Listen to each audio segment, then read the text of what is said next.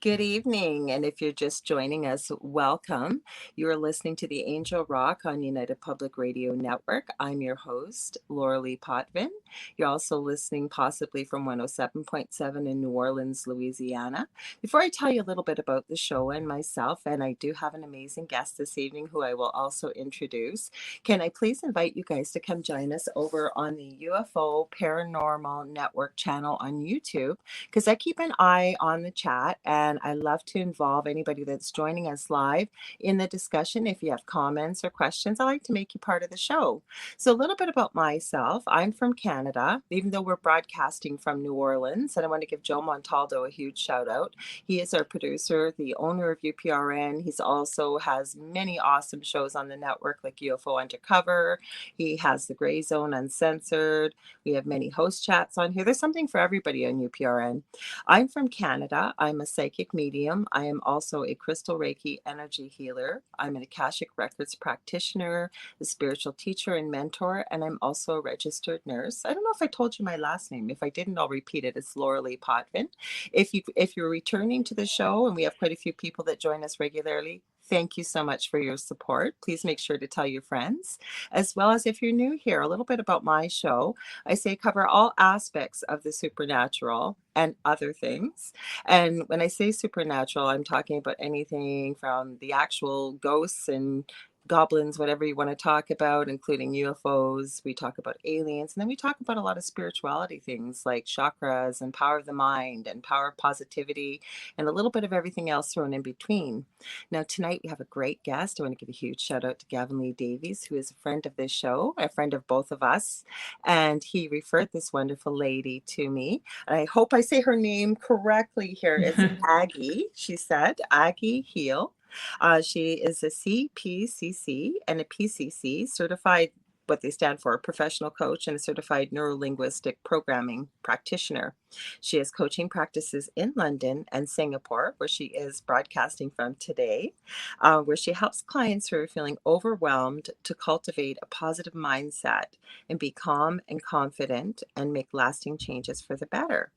She also has a new book out. I'm going to get her to tell you all about it, the title, the whole bit, why we have it. And I think it's a very timely book, especially with what's going on in the world. We're going to be talking about anxiety tonight and your practice. My shows are always about my guests. Welcome, Agi. I'm so glad to have you here. Thank you so much for having me. It's great. The joys of technology, that we're sat on the opposite side of the world and can still make this happen. Yes, you're right. Well, actually, I updated my internet. We live in Thunder Bay in northwestern Ontario. Actually, my partner has a show on this network. It's called The Delicious Recipe on Tuesday nights. And no, it's not a cooking show.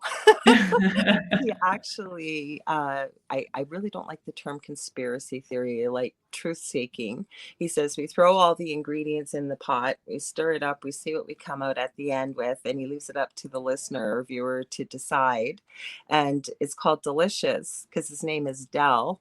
And one of his friends, when he lived in Toronto, used to call him Delicious. So he has his chef's paper. So that's how the name came up.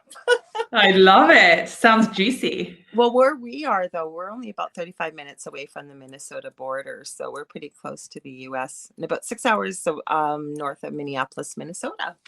So I'm going to ask you all about yourself. Like, that's a pretty interesting field to get involved in. What got you involved? Never mind that you run a practice over in Europe, obviously in the UK and London, and then you're in Singapore. I'm dying to hear all about you. I don't do research on my guests before, so we can just sit and chat.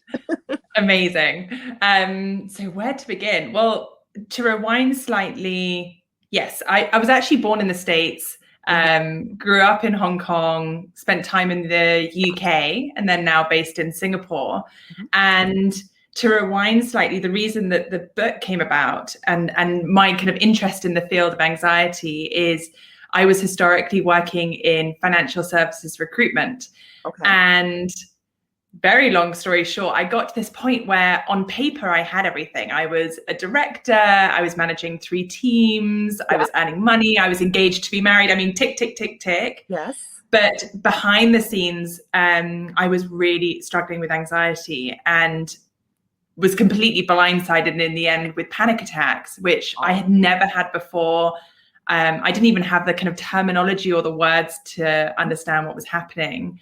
And so Generation Panic, the book, has really been born out of my experience in those times. And that, yeah, in a nutshell. You know what, though? I have, well, they're not children anymore, they're grown up, but my eldest he's going to be 26 in a couple of weeks, and he has always had anxiety. And my youngest has severe autism. And I know that anxiety can go hand in hand with autism spectrum disorders, but it's almost like I'm seeing with this younger generation, so many kids suffering with anxiety, suffering with depression. And then as that discussion has opened with that younger generation, it's actually okay for people in you're much younger than I am, but in your age group and even my own age group, it makes it okay to start mentioning and having this discussion about anxiety, that it's real. That my son has actually tried to tell me how deep and dark it can get for him, especially when he has depression. And because before, especially with women, like we can go back in history that women were just neurotic. And I mean, isn't the Rolling Stones have a song called Mother's Little Helper about Valium? Like it really was not taken seriously. Would you agree? Mm-hmm. Yeah, absolutely. I think if you look back, and they all had kind of smelling salts to bring them back round when they had a dizzy spell or something had knocked them off. And maybe that was just anxiety. We didn't have the words or the concept of it back then. But yeah, I agree, it's absolutely everywhere. And I think when I originally wrote Generation Panic, it was absolutely that age group of people in their 20s and 30s. And there's a lot going on. I mean, in that age group, everyone is from very single to divorced with kids, or starting out in their careers or established in their careers, trying to get on the property ladder, dealing with social media, keeping up with, like a fast culture. And I think there's so much anxiety that's almost like an undercurrent of that. So that's really who this book was written for originally. But what's interesting is that obviously I speak about it so openly, and it's a huge, I believe that the techniques in the book are so transferable, is that, yes, it's focused at that group. But I got an email yesterday from a 94-year-old woman who was reading the book and is like, oh my God, this is amazing. This is something that I've struggled with. And so they really are transferable. I think Generation Panic maybe can be broader than what I originally thought it was. Yeah, because I was reading a little bit about it that I didn't get a chance. I apologize to read it because Gavin sent me so many books too, like just crazy. But I say I'm busier now with this craziness going on than I think I was working 3 jobs when my eldest was a baby with being a nurse. I mean, it's just insane. But what I liked about it was that in the book description, it's in little packets, almost like little pieces that then you said, like it's transferable and real life information that's usable by anybody. Obviously 94-year-old woman probably thinking, where was this when I was younger? And again, I'm going to be 56 in August, so obviously I'm not a 94-year-old woman, but even growing up, mental health was not taken seriously. Younger generation, it was always said, what do you have to be anxious about?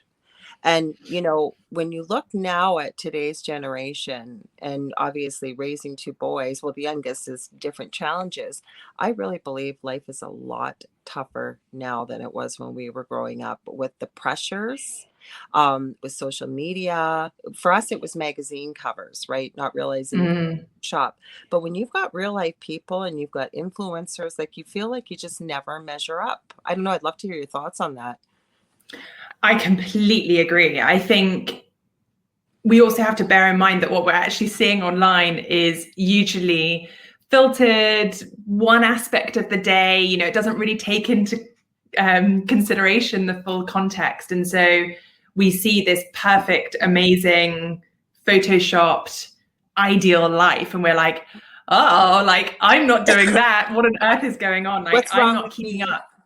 Exactly. Exactly. And that's such a negative spiral that you get caught in. Like, what's wrong with me? And what am I doing wrong? Why don't I look or be like that? Or why is my life so different?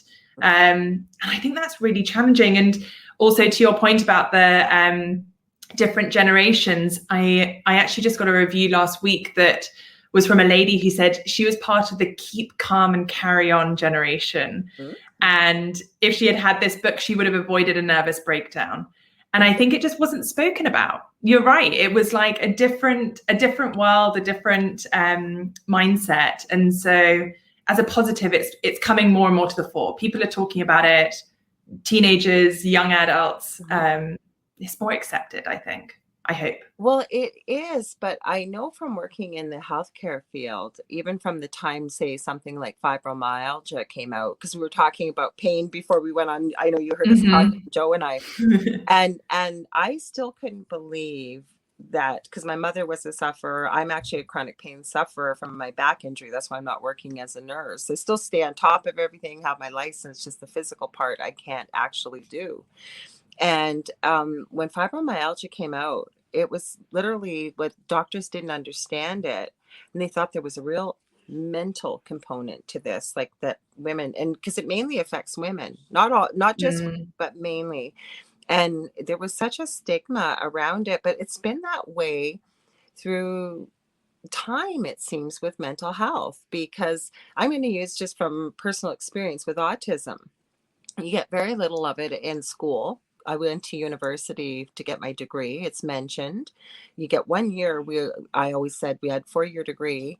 You get 1 year of the abnormal, meaning the disease or diseases. So there's only so much time and so much you can read about.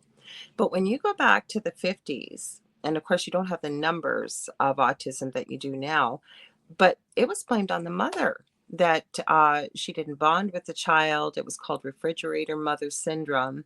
And you can still see, they'd be elderly adults now or getting into that age group. In their history, there is still a copy from the beginning of their diagnosis of things like that. So we've come a long way. Never mind, though, how timely is this book? Because collectively around the world, we are seeing such anxiety. And what people don't realize is, I think people even have this picture in their mind of what anxiety looks like. And anxiety has many different faces. I mean, some people lash out with anger, some people withdraw. There's so many things. Did you find that with your book, or even if you're comfortable with your personal experience? What have you noticed what manifests in the way of anxiety? Absolutely. I think it can show up for different people in different ways, and how they describe it can be quite interesting, because they might say, oh, I'm just really stressed this week, or I'm feeling really overwhelmed, or I had the most challenging meeting and I felt really shit about it, or whatever it might be. Yeah. And yet to me, those are all like experiences or little moments of anxiety that they just might not have coined in the same way.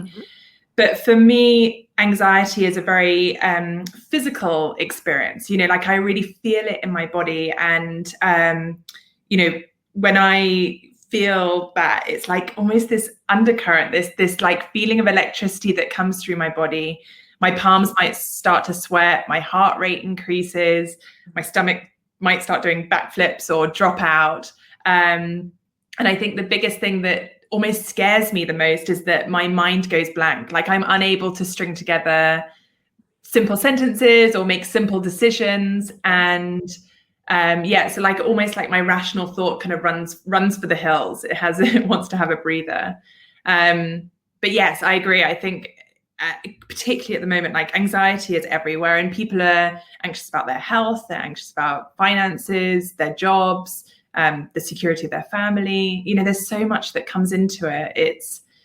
It's a very testing time for a lot of people.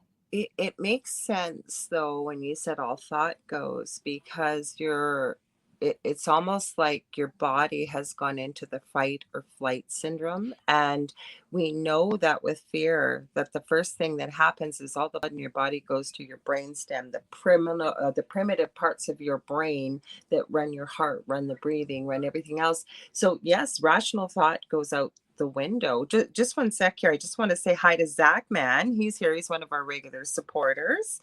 He says, "Good evening, everyone." He says, as a member of Gen Y, he said, "I'm an old school millennial." I hate the labels. Because but again, it defines what age group you're in. I understand that. He said, I can definitively say that I do have constant battles with my anxiety. I have even theorized that I believe that people in Zach's age group, my son's age group, and beyond, like younger, I almost am starting to think they're a new breed of human being. Like, I don't know if it's being very sensitive, like to energy in the way of empathy, empathicness, that they're picking up so much. Never mind what we've just talked about, and we've barely hit the tip of the iceberg of what people are encountering. But to see this many young people experiencing it, and I don't even think it's a matter of that it's more acceptable. It's almost like it's an epidemic, I've noticed. And I've asked this question for a long time, like, what is going on that we're seeing this in a younger generation? What do you think? I think I agree. I think there's a fragility to that generation that I would argue also goes up to the kind of people in their 20s and 30s. But I think that it speaks to the amount of change and the amount of information that's been flowed their way, and that feeling of keeping up, I think, is what's most challenging. You know, when I was a kid, I mean, I didn't have a mobile phone. I didn't have Facebook or social media till I was like at university. It wasn't even really around. It wasn't in our social group. It wasn't something that we all had. And so I think when you've got those pressures from such a young age, I mean, we were just able to be kids when we were younger. I'm sure you were the same. I mean, it was so kind of, I don't know, green and simple and pure and well, kid-like. it wasn't, because with my generation, what I've noticed is, so I was born in 65. So we had black and white TV with only a few channels with the rabbit ears. Then evolved into where we are with TVs now, but we've gone through CD players, Walkman, the old telephone that people filmed their kids trying to get them to figure out what it was and how to use it. I mean, as a teenager, we had this long, stretchy cord. There was no privacy. You had to like stretch it around the corner if you wanted to talk to, say, a boy or something. Then we've gone to computers. Like it's a hobby of mine, but I've never even been shown how to turn on a computer. So everything I learned, I kind of had to learn myself. And, you know, I love where we are now. It has its detriments, but I keep looking back to this age generation of my own, thinking we really had a lot of, like, we could go out and play outside. You knew to be home when for dinner or what time, or when the street lights were going out, when it was nice out in the summertime and what have you. I get you with that. But nowadays, and even raising children myself, I've been tried to be very realistic about this, that if I was thinking about it at a certain age, my eldest has probably known about it 3 to 4, possibly even 5 years earlier than I'd even considered it. So the one thing I did with him was, and even my youngest, had to change the verbiage a little bit, obviously, but I've told them that if there's something that you have a question about, I don't care if it's sex, I don't care if it's drugs, I don't care what it is, and you need an answer, yeah, you can go on the internet, but then you got to have some discernment to be able to figure out, is this the truth? Is it not the truth? Because you find so many different sources. I've said to them, then would you please come and talk to me? No subject is off limits. If you are not comfortable talking to me, please find one of your adults that's around you, whether it's an aunt, an uncle, trusted adult that you know loves you and has your best interest, and talk to us, because your friends don't know any better than you do. That's the age I was in, because you could not ask these kind of things, right? So Yes, and I think that will bode well for your relationship. I think I had a pretty similar experience in my childhood. I was very open with my parents. I was able to drink with my parents. I used to yes, smoke when I was younger and did that with them. yeah, And I think that led to a far richer and deeper and more honest relationship. I never hid anything from them. I wasn't trying to sneak out. It was more of like, let's have a real chat about it and find where's the middle ground between the two of us. exactly. And I think that has made our relationship way better than it could have been, for sure. Yeah, my So eldest yes. still comes and talks to me about things and what have you. But what I'll forget, and I do forget sometimes, so that's why I try to understand that I do not suffer from anxiety, but having two children, raising them, and I will be out. And my son's usually fairly easygoing. We have a great relationship. And say we're at a shopping mall or something, and he'll start getting really snappy, like snippy, and just really getting cranky with me. And I try to be cognizant of it, but then I'll say to him, "This isn't like you. What's going on, Mom? There's crowds everywhere. We need to get out of here." And so I try to read the cues, but he's actually, I'm very lucky with the fact that when you can put it into words, like how you shared with us, and thank you, what you experienced, or he's tried to share it with me for me to be able to have some empathy and understand how debilitating it can be, or a panic attack. Working as a nurse, I have seen people come in and literally it's difficult to differentiate whether somebody's having a heart attack or a panic attack until you get them on a monitor and what have you. That's how scary they can be. Would you agree? You're probably even worse when you've gone through it yourself. Yes. I mean, I had no idea what was happening in my body and was quite frankly terrified. I mean, I just didn't understand as well. So it was just panic stations. It was real fear. And like you said, it was the fight, flight, freeze response. So, it's quite incredible. Our bodies are there to protect us. It's ultimately keeping us safe. It's just we're misreading the threat in front of us and reacting accordingly. And actually, we just need to update ourselves. There isn't the threat. There isn't the saber-toothed tiger. There isn't the poisonous berry.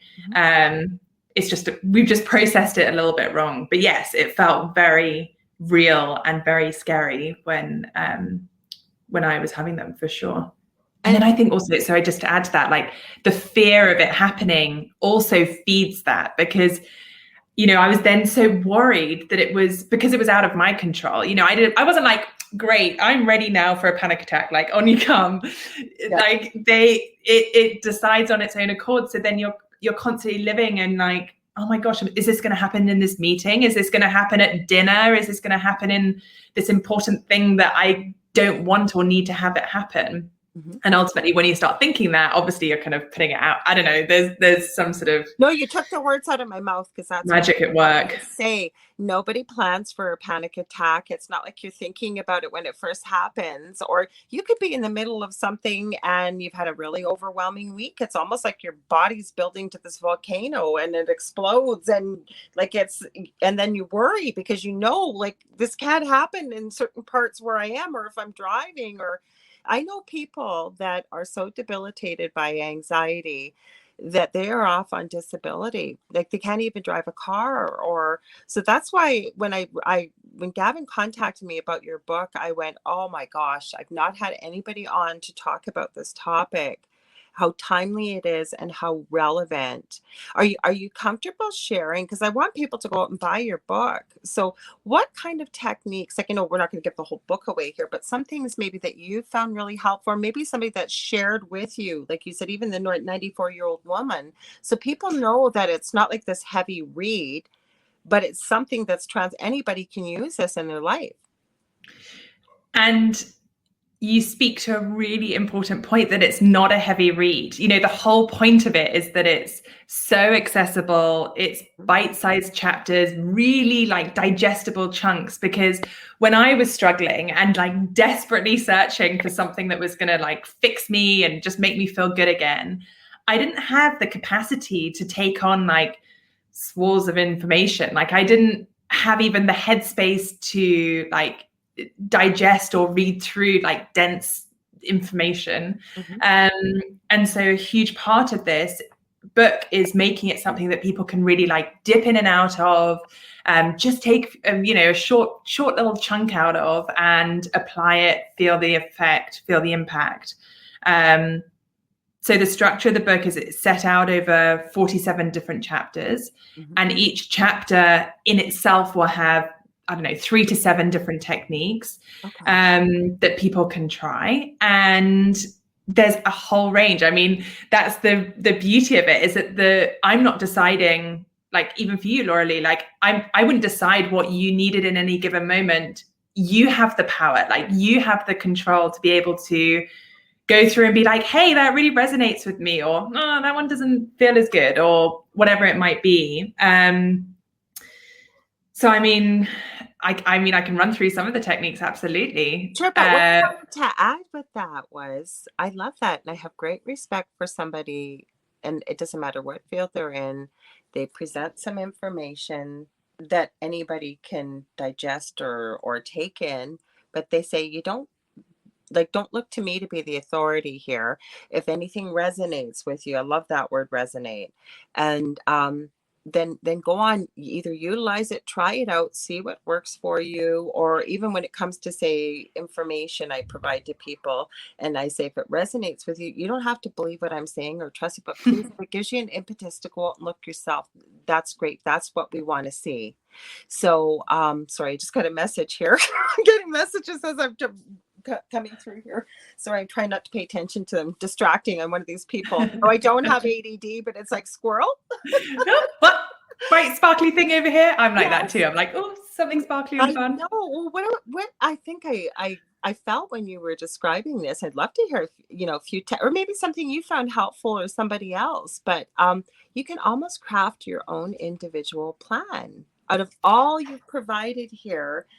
And again, that's why it sounds like it's so transferable to any person or any age group.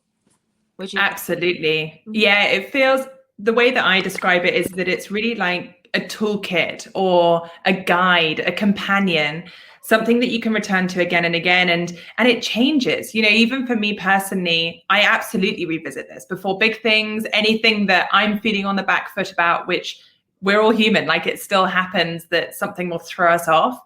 But that will change even for me. Like I'll have one thing that's like my go-to, and I'll get to it and I'll be like, oh my God, this isn't working today. I need to flick through and find something else. It's kind of similar as well. You were saying about your partner's podcast, that he provides, like, it is like a recipe. It's like, here's all the ingredients and you make what pizza you want. You, I don't know, you might like pepperoni. I might like 4 cheese, whatever. Or when you're Canadian, we eat ham and pineapple that a lot of people find very distasteful. Yes. but like, who am I to judge if you want ham and pineapple? Like, if you want ham and pineapple, you'll find it in Generation Panic. Like, go and find your ham and pineapple and eat it. And does it taste good? Great. If it doesn't, change it. Put something else in. So a couple of things that I always bang on about is breathing, the power of breathing. It sounds incredibly obvious, but breathing is with us at all moments, whether you want it or not. And what I like about it is that whatever situation you're in, whether you're in a important meeting or a podcast or an interaction, a dinner, whatever it might be, the breathing is the one thing. You don't need to do anything crazy. You don't need to kind of stand up or like go to a everybody's different going to be looking at you like, what are you doing? No, exactly. Exactly. Right. So you can just do it kind of quietly, and no one needs to even know what you're doing. And what I find is that a lot of anxious people, including myself, like, breathe right up here, and it's all high and tight and short, shallow breaths right up in my chest. Get a breath in deep when the anxiety is building, though. Totally. Totally. And so by slowing things down and really pushing into that deep belly breathing, imagining, like, I like to think of our tummy as like caves with like nooks and crannies with this dark, stale air. And you want to be pushing in this new, fresh, light air and kind of clear it out, basically. And there's been a whole host of research about the power of breathing. It can make you perform at a higher level, think clearer, feel better, age slower. There's so many positives to it. So breathing is like one of my absolute go-tos. It's kind of the foundation. I'll do it before pretty much any interaction I have. Like, even before this call, I was just doing some deep breaths and taking my time. And I think that you're comfortable. I hope you're okay. Oh, I feel super comfortable. But like, and that's, do you know what? And that's another thing. Like, I felt really, well, I did. I felt good. I felt really excited about today. We've had great conversations behind the scenes. And so it wasn't an anxious thing for me, but I was like, how can I increase my like current state? How can I make myself even more on the front foot and feeling good, feeling clear? Well, plus we never met before. Like we had emails back and forth. That can be pretty stressful for people, depending on how some feel about meeting a new person. I love to meet. If I haven't met somebody, I purposely won't look them up unless just a little blurb that I get, because I love people, love meeting them, love learning about their story. So to me, this is exciting. But for somebody with anxiety, this could be a real trigger. Would you agree? Oh, absolutely. And that will change for different people. So Yeah. someone this, you know, and that's the other interesting thing is that we really are so different. So even Lorilei, for you, I mean, this is something that makes you super excited, you're ready. This is not a big deal for you. Whereas for the next Joe blogs, this could be monumental. And in some ways you can't understand because you're like, what? This is so cool. Like, how can you not enjoy meeting people? And so I think also part of our role is to understand that we're all different. Everyone's got their own version of reality. And we're not there to judge what they find. You know, someone might find buying a coffee difficult, or seeing, you know, even when I was struggling and having my panic attacks, seeing some of my best friends was really hard because I don't know, it made me spiral. Whereas to someone else, that would be inconceivable. Like, why on earth is she having such a hard time of that? I could see that. So yeah, so everyone's going through their experience, and that's kind of part of the beauty of it, is that, you know, if someone maybe is struggling with meeting new people, ask you and find out your story, or like, you're going to have a process, you're going to have a way of approaching that situation that makes you feel comfortable, makes you feel confident, calm. And so modeling, which is a huge part of NLP, is looking at people who do things really well and being like, how do they do that? And what can I take from what they find easy, and apply it to my life? So yeah, modeling is quite a cool thing I'm too. going to read Zach's comments here too, but I don't usually talk about my boys like this in a podcast, but they have been my greatest teachers. And one of the things is, I think with being an empath as well, and I do remember what it's like to be at a certain age when I was younger. And because my youngest was nonverbal for a long time, he still struggles. He's very severely autistic. He's 23, and he's very much like at that precocious 5 to 7 year old age. So he's really no trouble, but he needs mommy for everything. And again, it's literally like, I'm not going through it. I'm not him, but I could actually almost feel like some of the things that he would go through. And over the years, some of the things that have worked for him, for example, that wouldn't work for other people, is he needs pressure. He needs a proprioceptive. I know you would understand that system. He needs that input. Or for him, I remember when he was little, there was this little tiny toy he had, like a Tamagotchi or something like that. And I guess the battery was running low, and he was screaming, Mommy, stop, make stop, make stop, make stop. I'm running around frantically trying to figure out what it was.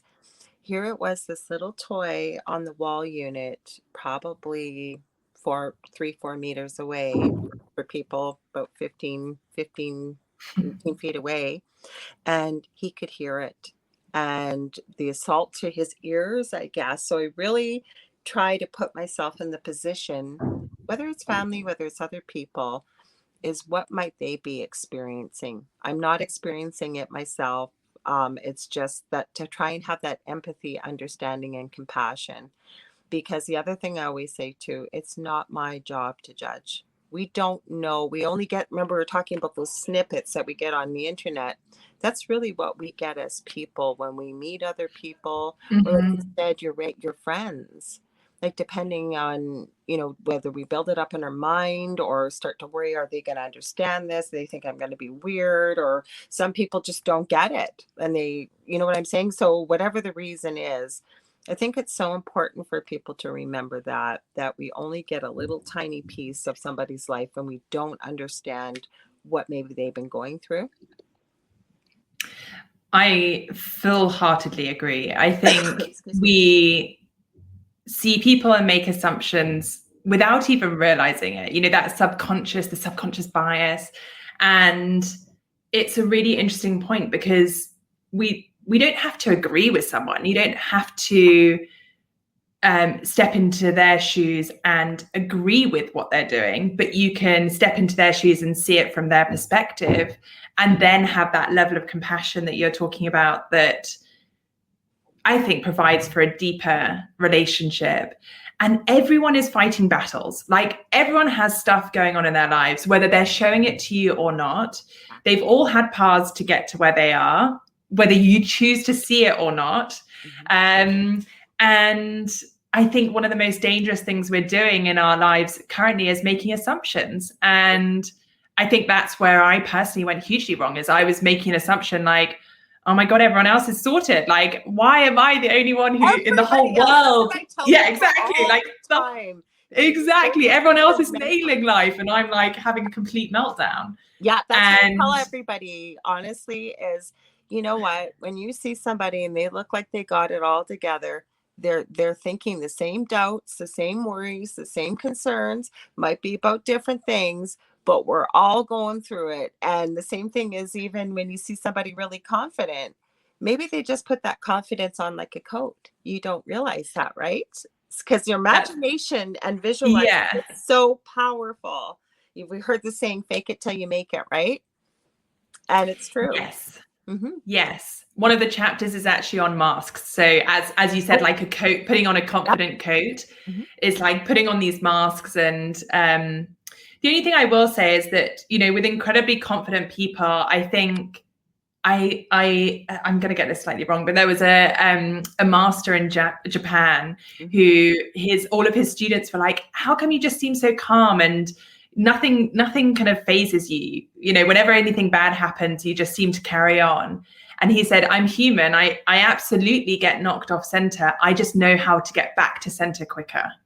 And I think that's kind of it, is that the masters, the ones who are so confident, are using the tools of Generation Panic to their benefit, so that they have moments like, that's life. We're all going to have challenging parts that like make us feel on the back foot, but how quickly can you get back to that center point? How quickly can you get back to you?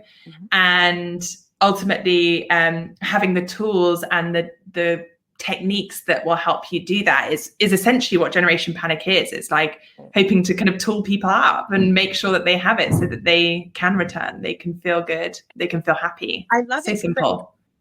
Sorry, I didn't mean to cut you off there. I apologize. No worries.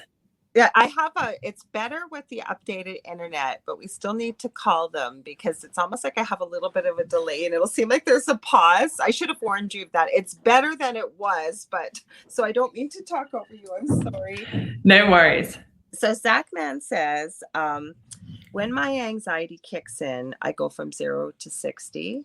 He said, this happens at my day job quite often. Mostly, sorry, I got my crack phone I'm reading here. It's hard to read. It says, when it falls to me, when I have to fix major goof ups. He said it's a severe form of tunnel vision. Interesting. So going back to that fight, flight, freeze response, I think what's happening is that regardless of the situation in front of him, when something is gone wrong and he needs to fix it, then there's that reaction is automatically kicking in, kind of almost subconsciously now, I would have thought, because he said that happened every time. And so I mean, there's so many different things you can try, but essentially what we want to do is take out the threat so that it doesn't feel like he's under attack in any way. And then he can decide which are the tools that he needs to feel good in that situation. So it might be something like modeling. Like one of the chapters in the book is talking about how can you step into other people's shoes and use their perspective to your benefit. Because I think what I found anyway, when I was feeling really anxious, like all I could see was the anxiety. Like it was like this huge kind of block right in front of my face. And I found it really hard to kind of see around it. I didn't even have the energy to do so. And so much of how we deal with it is being able to get new perspectives and new angles. The situation ultimately doesn't really change, but how can we see it from a fresh perspective that we might not have considered before? So a couple of things that I encourage, I mean, think about like, what would a 4-year-old say? Or what would a 90-year-old say? What would a politician, actress, Mickey Mouse, Daffy Duck, you know, what would be their perspective on something? But I think for Zach, the biggest thing is in that moment would be to breathe, go and stand, take a moment, go to the bathroom, whatever it might be. One of my favorite techniques is I just call it like flicking, and imagining like you've got all this energy, like all this electricity running through your body, and just like taking it off, like shaking it all out and kind of getting rid of that extra energy. That really happens. Like if you were in Canadian photography, for example, because I talk about often about having an aura, whether people think that's hippy dippy new age or not, it's the truth. And so part of this is, and even when I'm teaching people to access their intuition, their gifts, we all have them. Babies, I mean, I've done shows on this where babies or even animals, they live in the now, right? They aren't encumbered with all the worries about bills and about everything else. Children's work is play. A lot of animals, that's what it is too, besides obviously surviving and needing to eat, if they're out in the wild, but they're not encumbered with all that stuff. So, yeah, I mean, you will get animals that have anxiety, obviously, or whatever. But my whole point is that children have this gift to be able to, say, for example, see spirit or whatever it is. But as we go on in life, the reason why I bring this up is because my guest, unfortunately, last week had to cancel, and it wasn't his fault. His internet wouldn't work. So Joe said I could put on a replay, and I thought, I haven't done a show in a long time. And so just myself. So I did. And we talked about everything. I said, we went all around the world and back again. But I did a reading for Zach, and I know he won't mind because it's out there. Anybody can see it. But he was asking about this, and he gave me a lot of key points in what he was saying, because I know Zach well. I know him personally too. And he's one of these people that, you know, he's a team player. He like, I could see why when he said when there's mistakes that need to be fixed, they go to him. So he's not, I was talking with him about boundaries and not putting too much on your plate and what have you. But you think about that too, right? But he's the type of person that's very reliable. And again, I'm going to say team player. So when there's a mistake, right, we put a lot of pressure on ourselves when we know people are counting on us. And same thing, I said, people probably, oh, Zach will do it. Zach will do it. Zach will do it.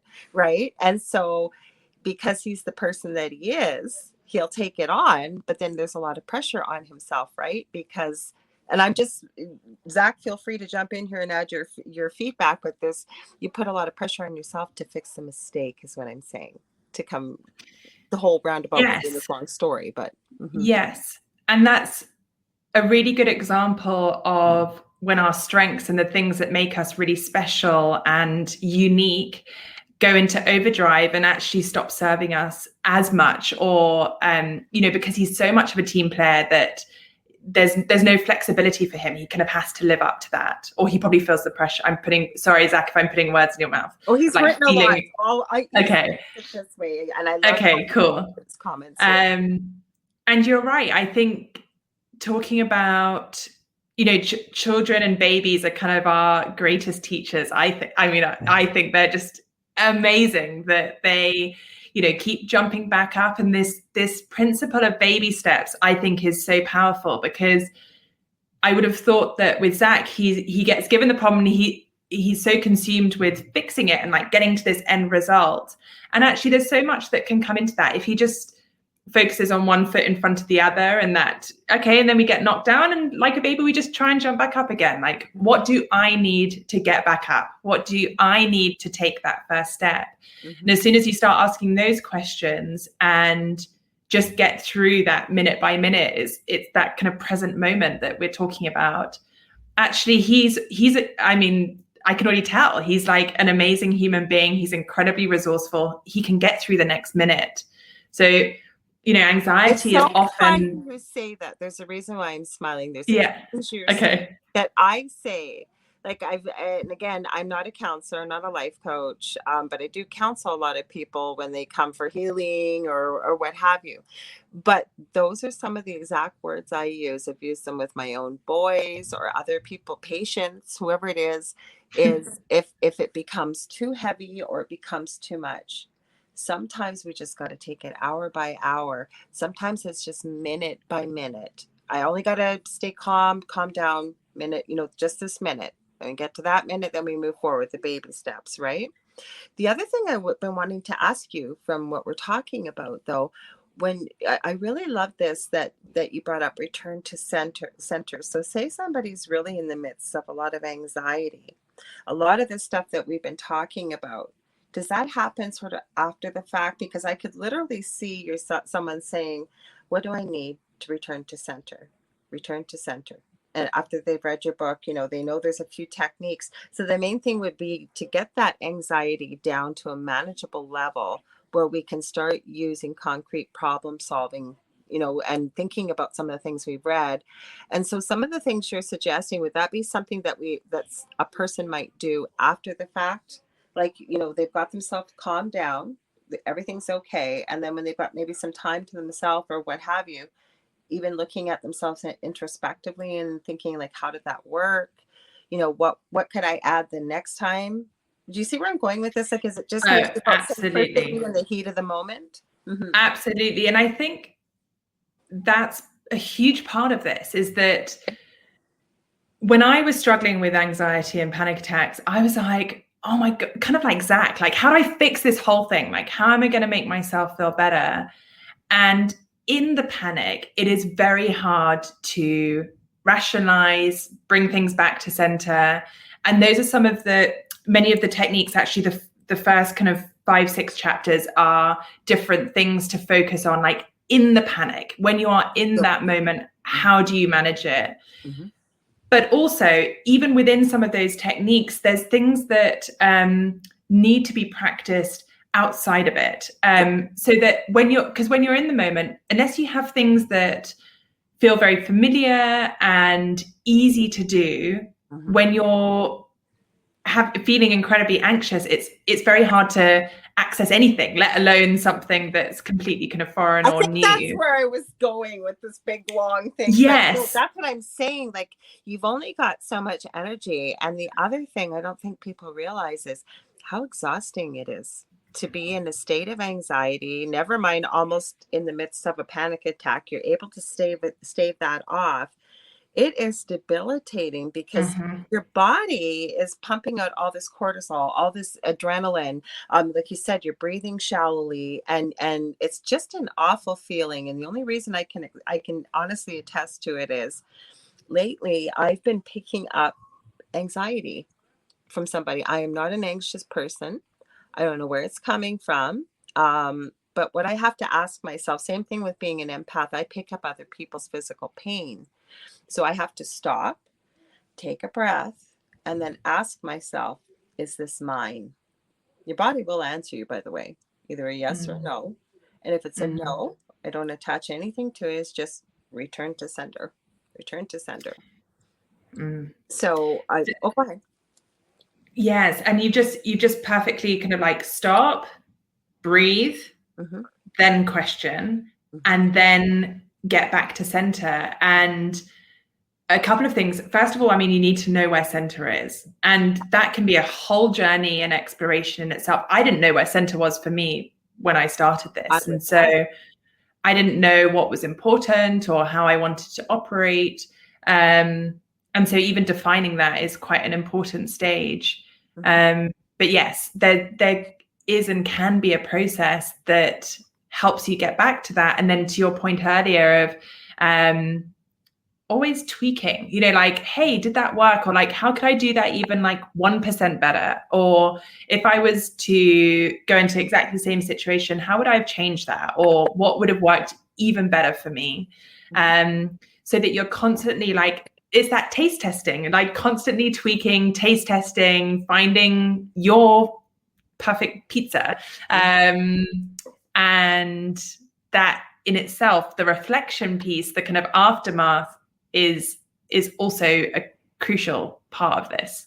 I'm glad. That's what I was wondering, because like, and I, even when you said toolbox, I like that, because one tool, it'd be nice if we just had one tool for anything, whether you're building something physically or we're building this imaginary toolbox, because sometimes you need different tools in different situations. So like you said, sometimes it'll work, sometimes it won't. Sometimes it's almost like your body builds up a tolerance, if you will, like, you know what I mean, like you've used it so many times that it's like, nope, that's not working anymore, I need something else.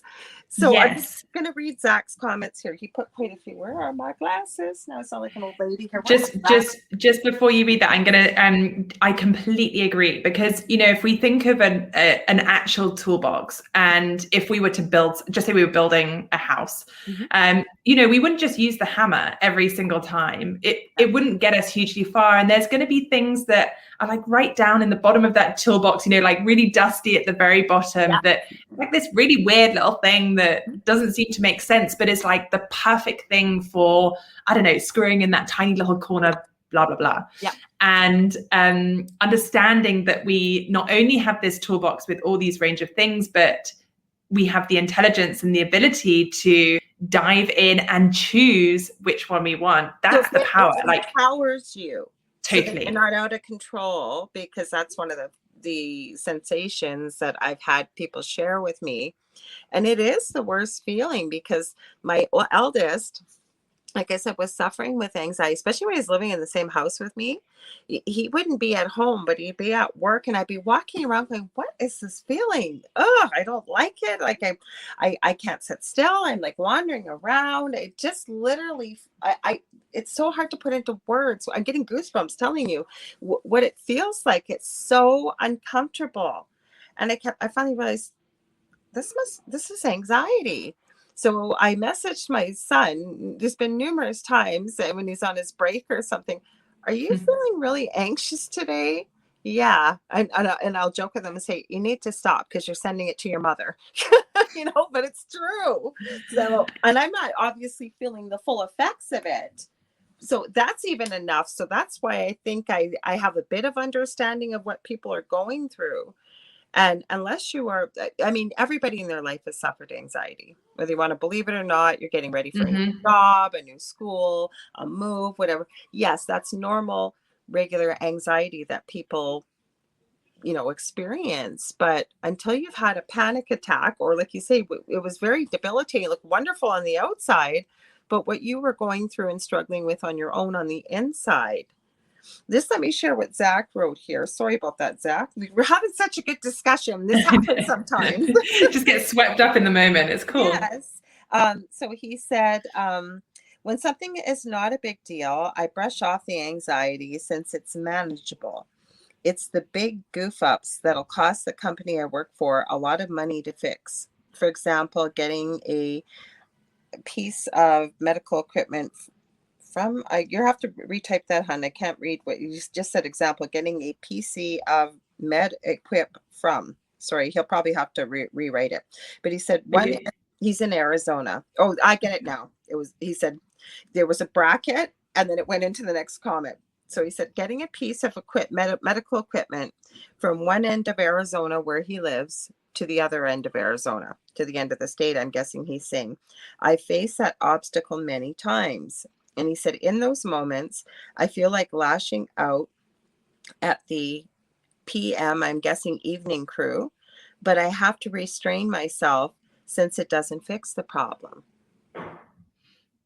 So it sounds like he has experience of this. So what does fix the problem, and what does work for him? Because maybe it's different things in different moments, but like there's so many different ways you can cut this, but what does he need in that moment to feel in control, calm, and able to deal with it rationally? And actually in the setup, like before we've even got to that point, what boundaries need to be put in place? What is that center that he's getting back to? Boundaries. boundaries. We don't need to say yes to everything when our plate is already full. No. I talked about my analogy of when you're a giving person or people rely on you and you know that and it makes you feel good to help. The problem is when we keep giving and giving and giving, if we don't take care of self first, that cup gets emptied pretty darn quick and you haven't got anything else to give to others. Well, that's a huge part of this because, the kind of analogy, the metaphor of on an airplane, when if the plane's going down or run out of oxygen, like if you're there rushing around trying to put it on everyone else before you've done yourself, I mean, you're out, you're done. And good to anybody. No, you're no good to anybody. So, you have to put on the mask first and look after number one. And then, like you say, you can, work from a full cup. You're no good to anyone working from an empty cup. So maybe Zach, there's two parts to this. One is like in that moment, what can he do to feel better and manage that anxiety and get through the problem, but also in the setup, like how is he coming into that situation? What boundaries are in place? What self-care has he done? There's a whole chapter in Generation Panic it's called Happy Healthy You, and it's really simple things. It's not rocket science. I haven't changed the world in any way, but it's like, your sleep, what you're putting in your body. Do you have too much caffeine? Are you drinking too much alcohol or drugs or anything that's not good for your body? Are you doing exercise that's like releasing that energy? And ultimately, like, are you putting yourself in the best possible state to then be able to handle this? Because even something like sleep, I feel that even now, like if I've had a poor night's sleep or, whatever's happened, I've had a nightmare, I just haven't slept well, the kids have been up, I can feel it the next day. Like my body is just working a bit harder and I can confuse that in a moment because my heart rate might be pumping a bit harder just to kind of keep me upright. I can confuse that. And actually that confusing, sorry, just on a side note, that confusing thing is a really interesting part of it as well. If we look at like renewing emotions to depleting emotions, things like excitement, which I love, like I often get quite excited by things, but actually in the same breath turned in like more of a negative way and more of a depleting way is anxiety. And so the same emotions that I feel for excitement can almost trick me and think like, my heart rate's increased, even though I'm excited. Oh, am I anxious? And even on a subconscious level, that can be interesting. But so yes, sort of asking yourself, what is this, right? Like, totally. I have to tell you, you're very intuitive because pretty well anything I've just about been about to ask you, you've said, and you're even using I use the airplane analogy. I'm getting goosebumps again. It's not cold. Or we're meant to be talking. We are, because it's that kind of conversation. Like even when you said minute by minute, like, and I'm smiling because I'm going, yes, yes, yes. And coming from, because I was going to ask you about the physical component, because when we know the laws of physics, that energy can neither be created nor destroyed, but transferred from one place to another. And what a lot of people, I'm also a medical intuitive, so what a lot of people don't understand, and I truly believe this, and I come from a big pharma background, but I definitely embrace a lot of the more holistic, natural type of treatments out there, because I think it's just better for our bodies if we can use them. There's a time and place for Western medicine, but I really embrace Eastern culture. And what I think people don't realize, and part of my message to teach people, is how powerful our thoughts, our words, and our emotions are. And I'm going to put anxiety in there. So, for example, and I'm going to use you, Zach, sorry, but I am. When you said, when there's times when you feel like lashing out, but you've rationalized, and rightfully so, that it's not going to help the situation. But because you haven't diffused that anxiety or that energy, basically swallowed it down, when we hang on to that kind of stuff and we don't get rid of it in some constructive way, whether it's physical, meditation, using some of the tools, it can eventually develop into disease. And that's with anything, I believe, with a lower vibrational emotion. So I'd love to hear your thoughts on that. I agree. And, you know, even the word disease is dis-ease. You know, it's that feeling of unease that's in your body. And I mean, I am by no means an expert on this, but I fully agree with you. And I think it's you know, even on a personal level. So when I was really struggling, I didn't even go to a doctor because I always thought this feels like in my mind. I didn't even kind of associate that this would be something that a doctor could help me with. Mm-hmm. And I fully support people who feel like they need to get the medication to help them get back on. Like you know, again, going back to that, like lack of judgment, no assumption. Absolutely. Whatever they need, absolutely get it. However, I am also, as you are, a firm believer in the power of our minds and the power of our thoughts. And, you know, Generation Panic, I haven't had another panic attack since 2014 using the tools of this book. And even something as simple as you were talking about the power of our thoughts is, you know, for Zach, something he might want to try is in that moment, okay, what emotion do I want or need to have? So maybe he wants to have the feeling of calm. So breathe in that feeling of calm and then breathe out that feeling of tension, Absolutely. whatever it might be. Or if you want to breathe in the feeling of, I don't know, being in control or excited or happy, you know, breathe that in and then take it out. And also even going back to that modeling, like think of a time when you have felt calm and, you know, from any stage of your life. It doesn't need to be from like a specific work context, but I guarantee that he's had, if he's a team player, he's going to have had other situations, perhaps in his personal life, where he's been expected to come in and fix something, which might be tiny. He might, you know, be called in to fix the like burnt lasagna, but he's dealt with that calmly. And then how can he bring that resource to this one so that he knows that he's not under threat? It's like, it's just playing with your mind, basically. It's like changing your state. Even like I said, with mentoring people how to access their intuitive gifts, that's where I was going with the babies. And I apologize, my mind's going a mile a minute here because there's so much I want to ask and talk to you about. Like I said, we all have these gifts, like whether you want to call it like I trust my gut, like people say that, like I just know that I need to follow my gut on this, or my, you know, whatever you want to use, what the words are. We all have that. We all have that intuition, right? And it's the same thing where I go with this when I'm trying to teach people to remember it, because that's where I was going with babies and so on, because I've seen many babies. Your mom, you said you got kids. Have you ever seen your kids as little ones, like say 7, 8 month old, maybe they're just sitting up or whatever, and they're sitting in the room and they're looking around and their eyes are following something and they're laughing and they're giggling. Doesn't mean you have a ghost. It could be a relative popping in to say hello to the baby or whatever it is. But we all have that. And again, when I mentioned, you know, especially over here in North America, I trust my gut, or I know it. I don't know why I know this, but I know this is what I'm supposed to do.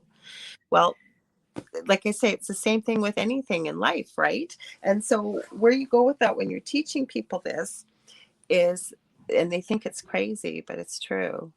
If you picture it and you imagine it, it happens, even with healing.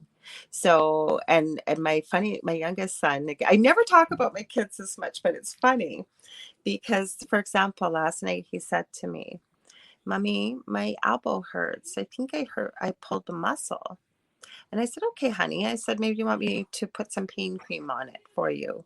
And he said, "Okay." And he goes, "Well, feel it, Mommy. You can feel it. Feel it." And what he means by that is, one of the things I do is, if I close my eyes and run my hand over your aura, for me, now everybody's different. Some people feel a dead spot, some people feel cold.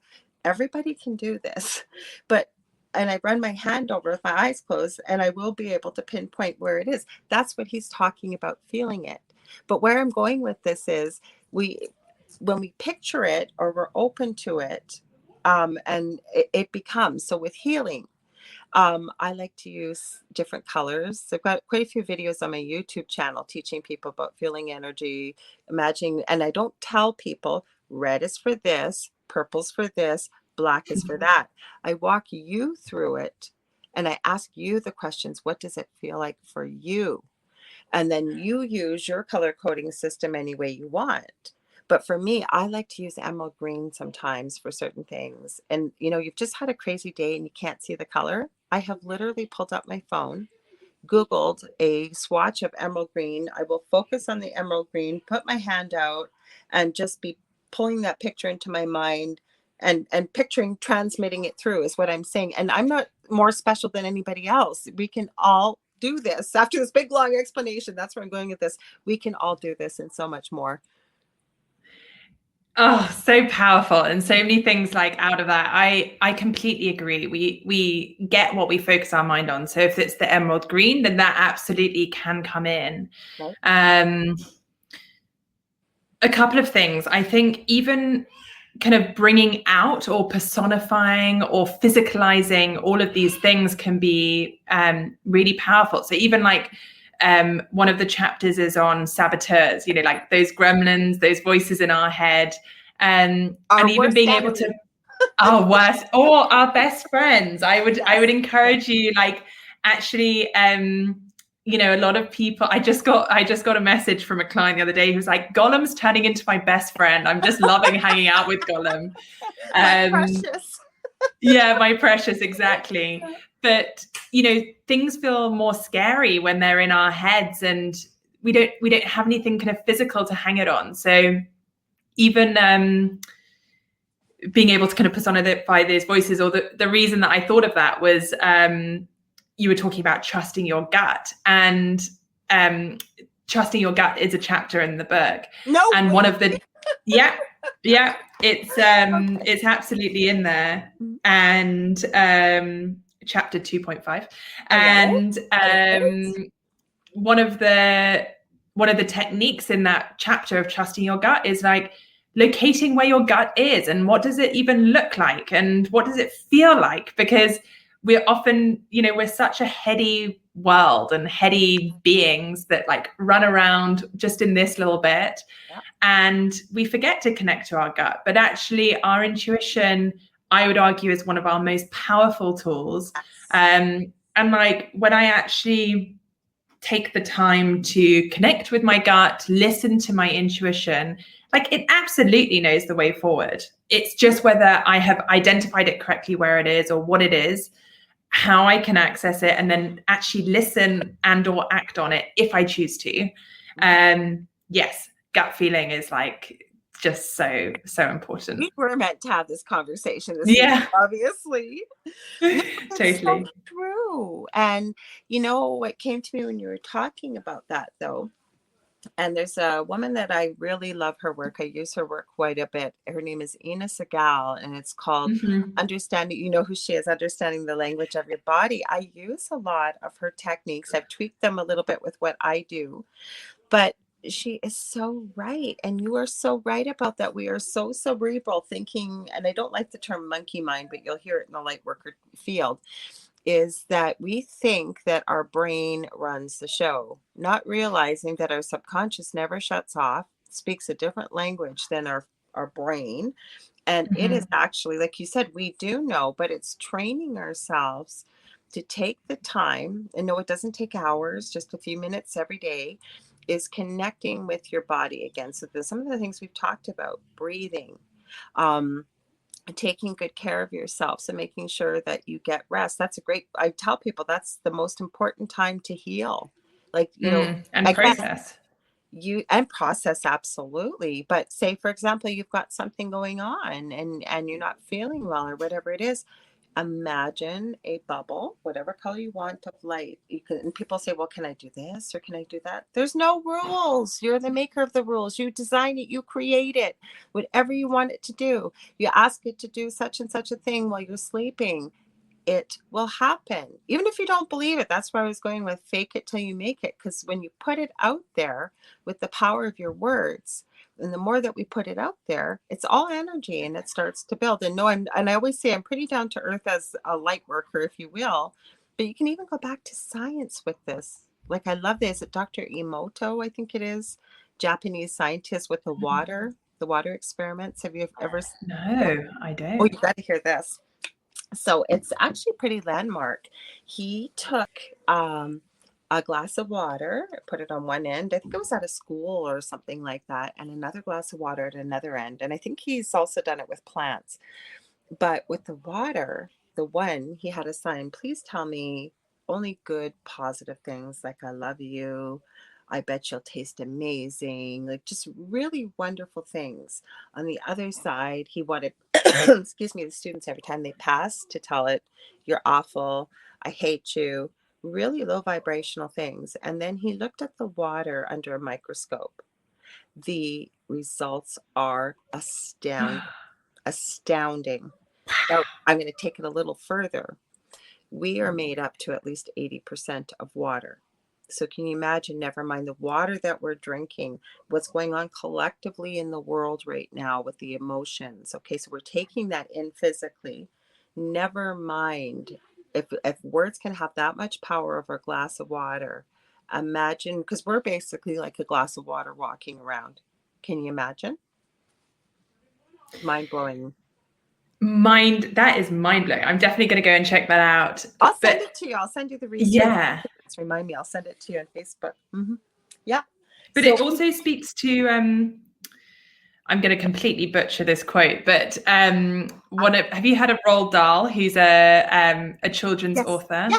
Yeah. So he has this quote, which kind of sums this up in some way. Well, I like to think of it is that if people have negative thoughts, they're going to be like really ugly and they're going to be the grossest human beings. Whereas the people who have positive thoughts and good vibrations, even if they're really ugly, they look like sunshine. They have like rays of sun coming out of their face and they always look lovely. It's true. And I believe that like the messages that we tell ourselves are so powerful. Mm-hmm. And unless we start changing that dialogue, there's 2 chapters actually. One is about even understanding your saboteurs, but another one of really creating that dialogue with them, because they're ultimately there to keep us safe. They want to protect us.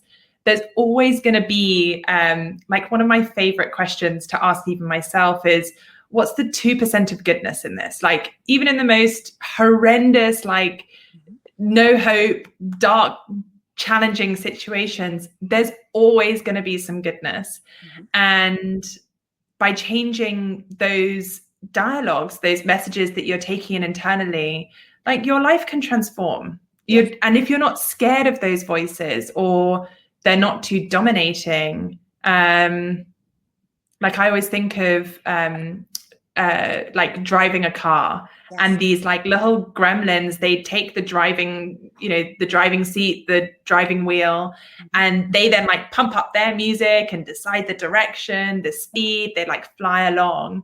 And actually you need to move those like pesky saboteurs and get them into the boot or drop them on the side of the road and put your best self in the driving seat so that you decide the direction, you decide the tone, you decide the music, whatever. And yes, that in turn, I think just makes people feel happier. Like empowered. Empowered, exactly. So many people I have found, I've always had difficulty understanding, not in judgment, but why people think they need to have a leader. And some people do. They're just wired that way. They feel better that way. They're not used to making their own decisions or what have you. But when they try to take, and I'm going to be bold here and say your life back, when it's anxiety or something that can be very debilitating and put you in the driver's seat, that alone can be scary. Have you found people get anxiety over the fact of getting rid of their anxiety because they've never, ever been a decision maker or someone to empower themselves or take back that control? That can be a lot really scary for people that are used to being a follower. What's your thoughts on that? Yes. And again, it goes back to baby steps. And, with all the tools in the book, it's trying them, taking them at your pace, not what you think you should, like the speed you should be going at. But another chapter in the book is connecting with your best self, and that kind of inner leader, that part of you that knows the right way and has compassion and has like full faith that you're going to find your way and you're going to know what you're going to do. And you're not going to figure it out in one day. That's the other thing too, right? Don't put so much pressure on yourself. Like you said, it's so important with baby steps, because people think that no matter it's weight loss, no matter what it is, people expect perfection and it's got to be done in one day. It didn't take one day to get there. And I know we'd love it all to wave a magic wand and it be gone. But even, do you get people to journal as well or anything to see where they've come? Oh, good. Let's hear about that. Yeah, absolutely. So journaling, again, there's been like tons of research around the power of journaling and how it can be, I think, really in any form. Like there's so many different ways that you can do it that work well for different people. One that I'm loving doing at the moment with some clients is free writing, and just not having any rules, not having any expectations, no grammar, no right spelling, whatever it is. And just, I don't know, setting a timer and having 5 minutes of just out. Because again, on that point, we have so much swirling through our head. You know, there's so much information that's coming in and out at any given moment. And I always think of it like a running track, and like our thoughts are running round and round and round and round. And actually we need to take a moment to be like, stop, and I need to get that out or see what it even is, because it can be very dangerous when that becomes normal or like something that we're used to, that it just kind of spirals, or it doesn't really serve us. And yeah, so journaling I think is an incredibly powerful tool to use. I find so much can come powerful. Oh, sorry, go ahead. Finish it. What were you going to say? Sorry. I was just going to say so much can come into it. So I actually have kind of used, I love Tim Ferriss. Have you come across Tim Ferriss? I kind of use, he has a great structure which just says like, I am, like how I'm feeling. So it's a great way to kind of stock check and see how you are internally and what you want to achieve for the day and what you're grateful for. And it's not just big picture gratitude, as in like, I'm grateful for the, you know, I don't know, like the love of my family or whatever. But even something small, like I'm really grateful for this like tiny little drop of rain that I can see on the window right now. Or, you know, it should be large and small. And then there's also a check-in at the end of the day. And I like that because it's so fast. Like I'm quite impatient, as you might have picked up on. And so it's a great way just to like check in and get kind of, I don't know, it fills me with good energy, and it's a great way to see where I'm at, and encourages me to slow down and really, you know, our body has so many messages, and that's where I was going so wrong before, is that I wasn't listening. Like I wasn't, even if you quite simply ask your body, like, what do you want to tell me? And it will give you an answer. It will tell you like what's going on. You just Ina Segal probably too, because it teaches you how to listen to your body. And if you can slow down, have some quiet, because we're not comfortable with silence. A lot of people, even in a conversation, if don't get me wrong, if you've been together for years and maybe happily married, you know, older couple or something, then yes, it's comfortable silence. But how many of us, and there's been times in my life too, where you sit there with someone you don't know well, and somebody feels like they have to fill the conversation space instead of just sitting in that quiet. And your body will talk to you. I say pain is a message. It's your body's voice, for example. But you ask your body what it needs, your body will tell you, right? Yes. There's another chapter on the power of silence, and historically, this book, you're just like selling the book for me. It's perfect. You're just kind of running through all the different chapters. We were meant to talk tonight. Yeah, exactly. It was meant to be. But I believe that like things are meant to come when they're coming. I don't know. We're meant to be here. I do too.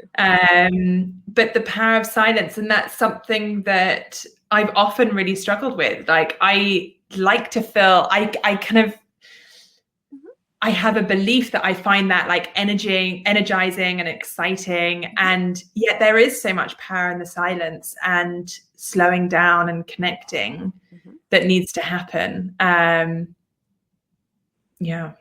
But Inna Segal's book, it's just so, I found it mind-blowing. I can't remember the title of the one that I've got, but it discusses all the different parts of your body. And then if you're feeling... It's called The Secret Language of Your Body. And That's it it. goes through every body part.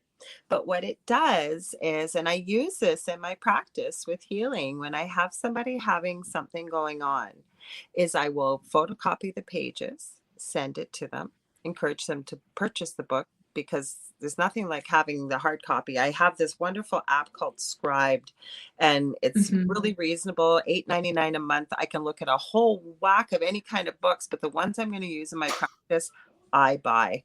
But the reason why I send it to people is it gives you questions to ask yourself and your body. And I tell people, I don't need to know the answers. Those answers are for you. And then it's like a recipe book or cookbook, because it goes through. Well, then if this is a yes, then you go here. If it's this, it's this. If it's that, it's that. Easy read, easy to use. And I say to people, even if you don't believe in this kind of stuff, how can it hurt? You're not going for surgery. You're not taking a bunch of medications. You're off from work. You're ill. You're not feeling well. What have you got to lose? Right?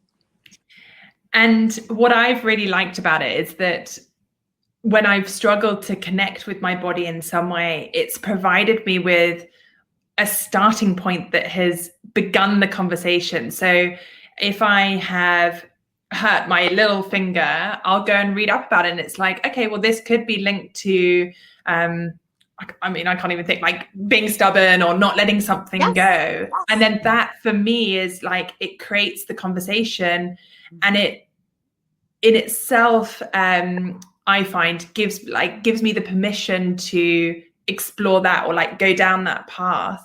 And so much of this and so much of Generation Panic is like empowering and giving people the permission to explore this and start that conversation. And we've never needed permission, but the thing is, we get so many assaults to our whole psyche, if you will, in this day and age. And never mind, and again, now I sound like this hippy dippy light worker, and I'm not usually this way, but the thing is, even the EMF coming off of our phones, I mean, the TVs, the computer screens, I mean, we're running at, we need like 48 hours in a 24-hour day, because people are busy. Both people need to work. If you have a 2-adult home and you've got children, for example, I mean, you're constantly running or going.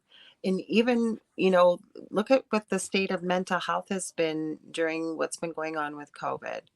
And because people, first of all, so many people, we've often, all of us have said, geez, if I only had time off, I'd do this and this and this. But there's been so much fear, anxiety, depression, you name it, collectively, that people really don't know what to do with themselves when they have that free time, right? Especially with anxiety built in. You can't even think about where you're going to go with this or what you're going to do. Would you agree? Yes, I think it's something that comes up again and again with my clients, with my coaching clients, is that I think people are just exhausted. It's been like a crazy 18 months that we were essentially not prepared for. And historically, I think the way that most people work is in sprints. We have maybe really challenging periods at work or in your personal life, but there's always like an end sight, there's an end goal, there's a finish line. And so we're whether that's like a holiday or the project gets completed or, I don't know, something comes to some sort of resolution. And for the first time, I think out of our control, we have found ourselves in an endurance race, and we are not prepared for an endurance race. And so people are quite frankly exhausted. And I think even just the reality of the situation is that it's very hard to create those boundaries. And I find this as well, like I really struggled with this over the past year, that my office is closed at the moment in Singapore. Like I'm not unable to go to it, so I'm working from home. But I'm here now, and my dinner table's 5 meters that way, and my bed is 3 meters beyond that. There's little separation, there's little distinction between these different areas. Yeah. And in particular, I've had holiday in inverted commas when I've had like a week off. But ultimately, with us being in exactly the same location, I find it really, really challenging to truly switch off. And that might also be that I have my own business, but you know, when there's no change to your environment, or there's no, even like on a subconscious level, like indicators of a shift in state or a shift in location. Mm-hmm. And I hear this with clients, like talking about working from home, is that historically people have so many subconscious or conscious like flags that tell them that they, you know, like they're commuting to work, they're putting on their work clothes, they're putting on makeup, they're combing their hair. And then they've also got the kind of, so that's going up into work, and then they've got the kind of decompress as well. Yeah. Whereas when that lead up and lead down is 30 seconds from bathroom to desk, there's no like wind up, wind down. There's no ability to really effectively change it. Sorry, I've gone on a bit there, but yeah, it's something that's coming up again and again. I think you've said it perfectly. And I think it's a really important point. Never mind what you've just said. You're absolutely right. But what I'm seeing too, which also can really greatly add to anxiety, people are spending a lot more time with their significant other or spouses. So we are seeing, and many people have been on many different podcasts as a guest talking about this too. What we've seen a rash of, besides most sadly a lot of suicide, but also breakdowns of marriages, like marriages for 50, 30, 40, 50 years that you thought people would never break up, but they're not used to spending all this time together. Or, and I jokingly call them children of the corn, like the corn instead of the corn, but pregnancies, because there's only so much you can do. But the problem is too, like you said, there's no switch off. Like, you know what I mean? No. And I think that's what you're saying here is, you always hear the old adage of we leave work at work and home at home. So we don't bring our problems from home to work and vice versa. Well, how do you delineate that? Never mind that everybody's had to be so flexible and make so many changes. Like probably your children aren't used to having you home all the time. And then there's motherhood that, or parenthood, whether you're mother or father, but I'm, speaking specifically to you, that there's motherhood involved, or there's other duties that you do, but now that mom's home. Actually, I just watched the most funniest video today. There's this lady out there, and how it started, it came up in my YouTube feed. And these 4 women are singing to Queen's song, Bohemian Rhapsody, about menopause. I was just killing myself laughing. It was hilarious. But I actually posted it, but with a positive way of whether choosing to live in victimhood or embracing it all because it's made you who you are today. But she had another video that I couldn't stop laughing. And it was dogs. She actually took dogs with the software that makes them look like talking about how unbelievably grateful pets are that their parents are home all the time. And it's funny. I'm not doing it justice, but you think about it, like people have had such a shift. No wonder we're seeing what we're seeing. Would you agree, disagree, anything to add to that? Yes, agree. And I think the effects haven't even been fully realized. This is going to be something that is going to come out in the wash for months, years to come. And I think a lot of people, it's interesting. Without being too black and white about it, I think it's either been a really positive things for relationships and couples to be together, or it's been a complete divider. And like you say, it's been the breakdown of those relationships. It's just been an incredibly intense and unprecedented year. I mean, we couldn't have prepared for it. Everyone's been under stress, and probably had anxiety in some context. And that's really challenging. That's not what we're kind of built for. We're meant for connection and deeper relationships and hugs and touch, and not just sat in one place locked inside. So I'm kind of scared to see what's going to happen, but I feel confident that Generation Panic as a book and a resource kit can help people manage those challenging moments and manage those relationships, and then reassess, realign. We go back to why you fell in love. We only got about 15 minutes left. See how fast this goes? It goes by so fast. But what I wanted to ask you, first of all, one more question. Then I'm really curious, because this isn't all you do in your practice. So I'd love for people to hear more about the work that you do. But it's such an interesting topic. I love that I always use people's books as a background. I didn't get a chance to ask you, but I figured you wouldn't mind, because even in the subconscious, people will see that, right? They'll pick it up. But how did you come up with a name? That's a really interesting name. Generation Panic. So here's the book. It's a real book. How incredible. Yes. So the title, it just really spoke to me. I just thought this really is a generation who are panicking, and they don't have the tools, they don't have the awareness to feel better, feel happier. Like, life does not need to feel that hard. Mm-hmm. And when I was struggling, I absolutely was part of that Generation Panic, and was so adamant on people not seeing that, mm-hmm. that I would have done anything to have had this toolkit to do on my own time. And so, yes, Generation Panic it just speaks to the people who I see as being a part of that, like with all that change that I was talking about earlier.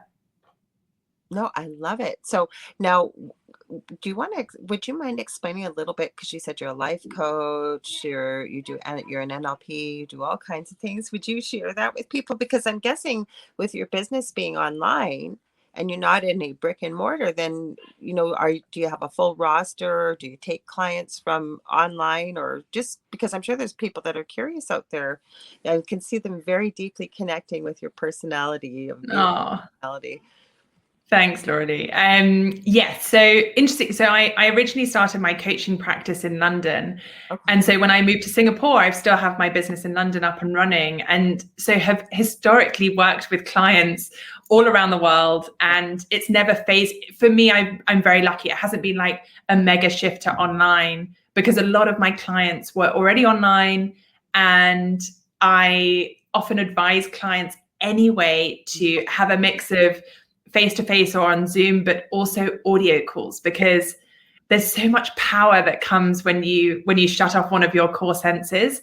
And I think if people feel like they can, I don't know, kick back on the sofa and whatever they feel comfortable wearing, and like have whatever emotions they want on their face without feeling self-conscious, that can often lead to a very powerful and deep conversation with more silence, the richness of silence.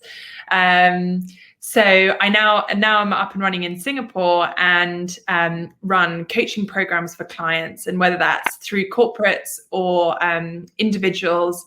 And within that, it's kind of one-on-one coaching, or running assessments and then doing assessment debriefs off the back of it.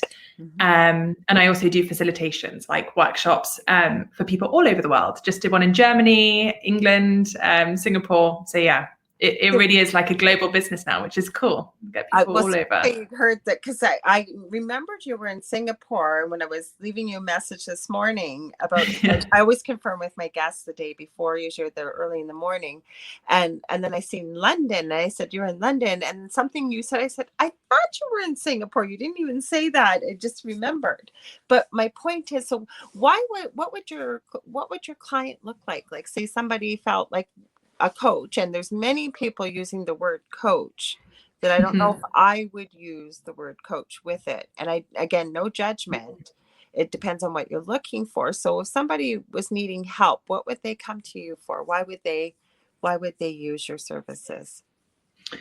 There's a couple of main ways. One is if someone's feeling very anxious and overwhelmed, and they just, related to the book, it's kind of the person who was where I was, of being really ambitious, on the surface succeeding, doing a lot of things right, rising up through the ranks, but kind of behind doors or behind the scenes struggling in some way. And so anxiety is a huge part of that. But also I work with a lot of rising talent, like, again, those kind of like ambitious people who are kind of rising up through companies. Perhaps they've taken on new responsibilities or new bits of leadership, and then essentially tool them up to make sure that they're leading at their best and on the front foot. So those are probably the two main types of clients. And to be honest, they're usually in their 20s, 30s, early 40s. Just like awesome people who are pretty well put together, and then they're just getting through life like we all are. No, because I knew that anxiety was part of it. And that's why I was asking. I didn't mean to put you on the spot there, but I thought, people are looking, because like I said, a lot of people use the word coach. And I've actually had this conversation with many peers about when they're trying to put their online business out there and thinking about the word coach. And they'll ask me what I think, and I'll just say, well, with no judgment, what are you going to be doing? What are you going to be offering? Do you have the qualifications to say that you're a coach? Because most people know what a life coach is, or whatever kind of online coach that they're going to be accessing. But most people, and again, we get into the problem of assuming that people have trained or have certifications. And I don't even think that you have to have a certification to coach in certain arenas. But I think with what you're doing, when you're working with corporate and what have you, there has to be something behind just the label. What's your thoughts? Absolutely. It's one of my biggest frustrations in the industry, is that there's no accountability. Yes, there's no accountability. There's no kind of barriers to entry or any real kind of clarification of is someone actually genuinely qualified to do this? Because anyone tomorrow, like, I mean, my I don't know, Joe Blogs down the corridor could tomorrow set up a website and say they're a coach, and they would get clients, and that's not a problem. Like, but for me, it is a problem. But the sad part of that is that coaching is so one-on-one. And so if you have someone who has taken that really courageous first step of wanting to engage a coach, and it's a negative experience, that's kind of determining how they feel about coaches in general. And I am completely biased, but coaching, it's a no-brainer that I think everyone should have it. And it can be utterly transformational if you are in the right hands, working with someone who you're meant to be working with. And so it makes me sad that those people would have such a poor experience and potentially change their relationship, like their perception of coaching. So, but I think I just hope that those people come in the wash. Like, if I think of my business now, 90% of it is run on referrals. And so it's all done off, and that's because I've had rigorous training. I've trained with the Coaches Training Institute, the Heart Math Institute, City University. I've got the NLP. I've just gone through the Master Practitioner of the NLP. And so being really tooled up to work with a client, whatever they need help on, is ultimately going to serve the client. Like, that's what we're here to do, is to like make. You're well. Yeah. And I feel like we're on the same page. We're being very tactful here, and rightfully so. But that's exactly, you couldn't have put it more succinctly in a nutshell with how I've been feeling. Again, it's not with judgment, but it's with somebody asking me, well, I think I should put coach behind my name, because I'm seeing this a lot. I mean, again, we get back into the labels. I'm not crazy about the word light worker, but it's the buzzword of what I'm doing out there right now. And so when someone has asked me very tactfully, I've tried to say exactly what you just said, that are you really going to be coaching, and do you realize what a certified coach actually goes through? And if people have done their homework expecting that, and you haven't engaged in the rigorous training and experiences, I try to, again, tactfully say, do you really feel like you're equipped to be calling yourself a coach? And again, it's not to fight, it's not to cause drama. It's when someone's asked my opinion, because it's the same thing with being a registered nurse. We have in Canada here now registered practical nurses. They used to be called RNAs, or registered nursing assistants. Never mind about a conflict of interest that we're under the same professional college. But they are now transferring a lot of our roles with extra training to RPNs. But then you're running into people now. I've had even personal care support workers, and we need them. There's nothing wrong with that, but telling people they're a nurse. So you will get the general public who are starting to get savvy saying, well, what kind of nurse are you?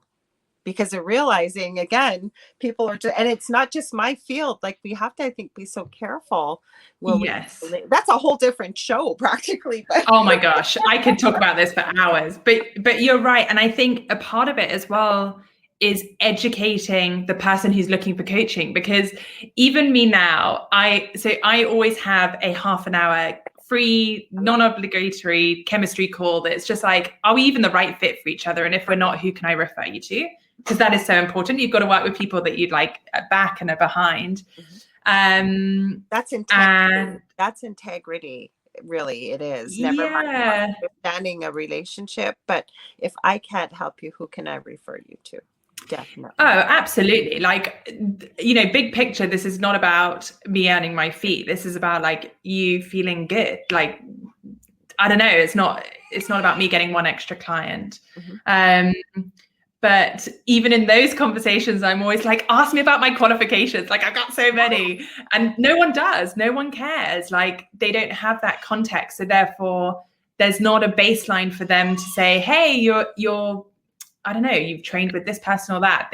There's so many coach training. There's so many coaches. I don't know.